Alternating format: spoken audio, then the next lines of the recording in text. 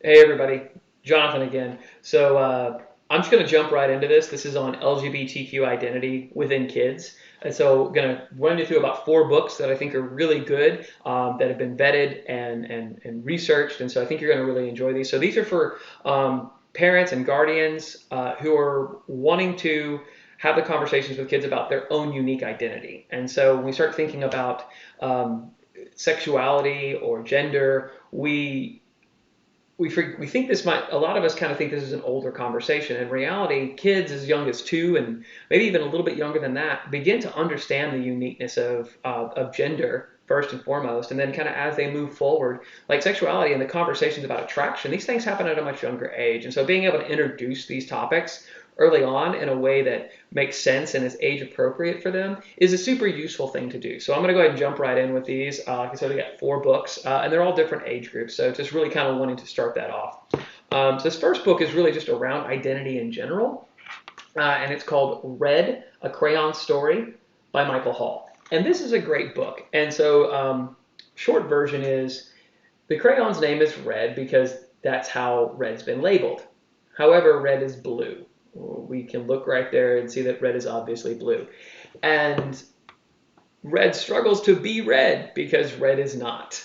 And so the entire time it talks about red, and red tries to do everything. They try to draw a fire engine, and you see how that turns out. They try to, what's another one? They try to draw strawberries, and they struggle with it. And what's really interesting is other colors are telling them and are supporting them, like, oh, you just need to try harder, or oh, maybe it's something you can learn, or just keep practicing, or it's a good effort, and like, they're all, what's so interesting is each one of them, and it's so funny because it starts talking about this idea of diversity. So here's like olive and yellow, and each one of them is, diverse, but they're saying, hey, we're going to do an orange, and yellow starts going, and then all of a sudden red's like, I'm going to work with you, and it doesn't look like an orange because yellow and red make orange, but they're not red. And so it's a super interesting conversation. And obviously, you see like red get really frustrated. And at the end, they meet Violet. And Violet says, hey, can you do me a favor? And can you draw the water for my boat?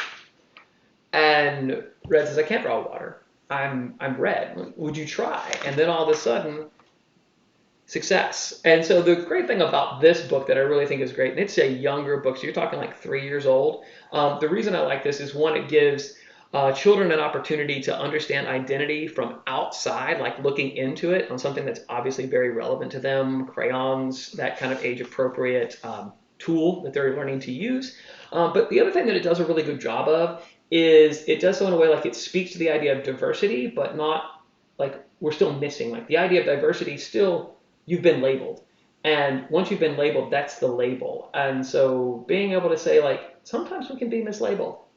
And that's a really good introduction to the larger and more nuanced conversations that can come when it comes to gender and sexuality. And so it's a way that there's not a conversation about gender or sexuality in this book, but it's a great introduction, and I think there's a lot of value in it.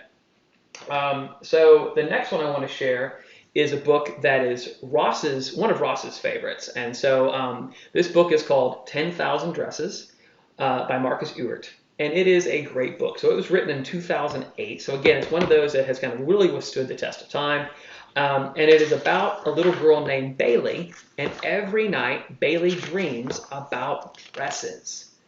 And so what is super interesting is every night she has 10,000 dresses, and she has these dreams about them. And every morning she gets up and she wants to go share about the dress that she sees, whether it's this dress that's made of beautiful crystals or this dress that's made of flowers. And she gets up each day and she goes and she talks to a member of her family. And the first day she goes and talks to her mommy, and her mom says, I dreamed about a dress and it was beautiful. Can you help me make that? And all of a sudden, Mom says, what are you doing dreaming about dresses? You don't wear dresses, you're a boy. And Bailey says, but I don't feel like a boy. And then Mommy kind of shuts down that discussion.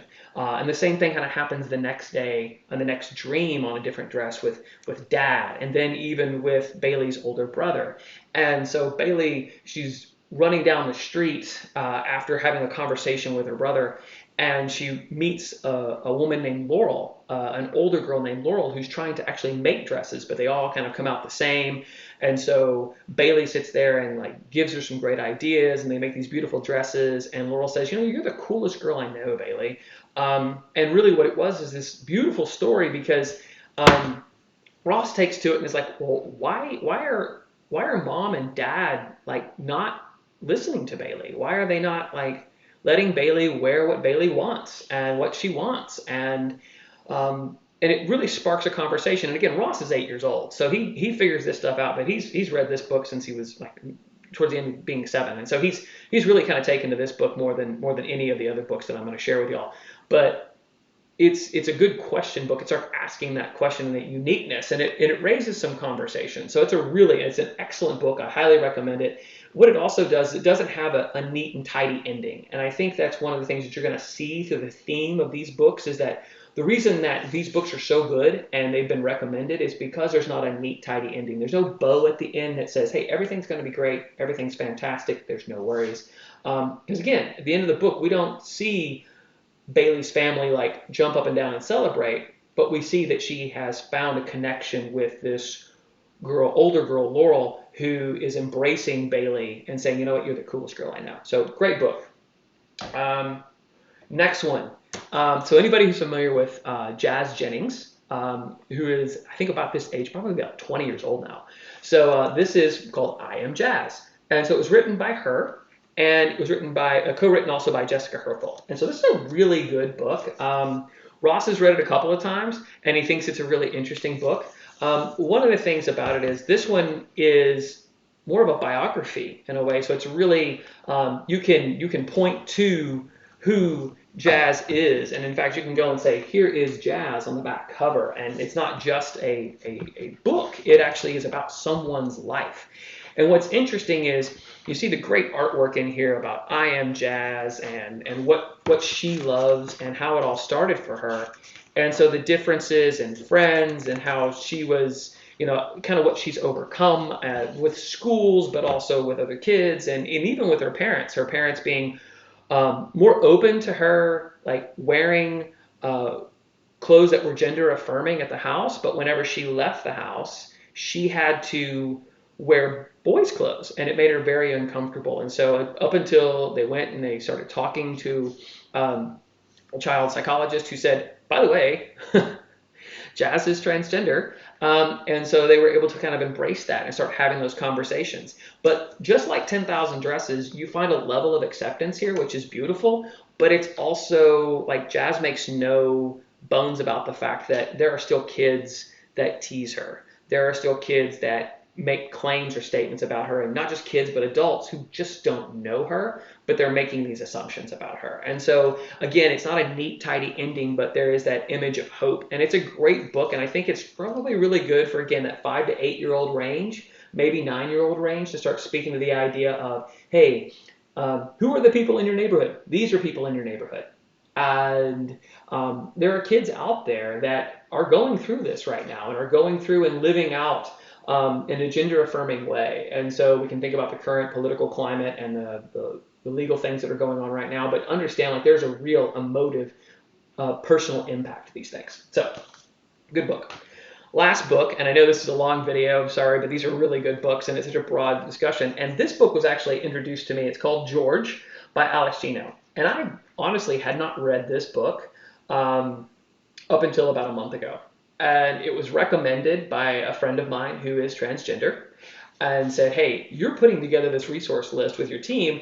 This would be a great book to add. And I said, okay, tell me more about it. And so gave me a little overview. This is a chapter book, so 8 to 11-year-olds. It's a really good chapter book, whether you read it together, but it's also a book that kids who are in that 8 to 11-year-old range will really enjoy. So George is in the 4th grade, and she is... she has this, you get this deep look into who George is, what she's going through emotionally and mentally. Her parents are separated. She lives with her mom and her older brother, and kind of what life is like. Now, George was assigned male at birth. She identifies as female, but she's not out. And so her friend Kelly. There's this whole story around Charlotte's Web is the play for the fourth graders, and so George really wants to be Charlotte and what that's going to be like. And so when she tries out for Charlotte, she's actually told by the teacher, you can't read for Charlotte because you're a boy, and I'm not going to do that. And so there is this interesting dynamic of dealing with bullies, dealing with self-identification, dealing with so many topics, dealing with family dynamics and everything along those lines. And like the other books, there is a happiness in the ending, but it's not a neat tied up bow. And so I really recommend it. It was a book that I picked up and put down later that day and finished it. So it's a quick read for parents. It's also probably a pretty quick read for kids, but I highly recommend this. I think this is probably one of the best books I've read in the last 5 or 6 years. And it's been around since like 2010, something like that. So it's a really good book. Anyway, so that's George by Alex Gino. All right, so that runs us to the end of this particular video. Again, this is on LGBTQ identity, specific for kids books. Thanks so much for listening. Again, this one's long, but I really appreciate you staying in for it. And so, yeah, y'all have a great one. Bye.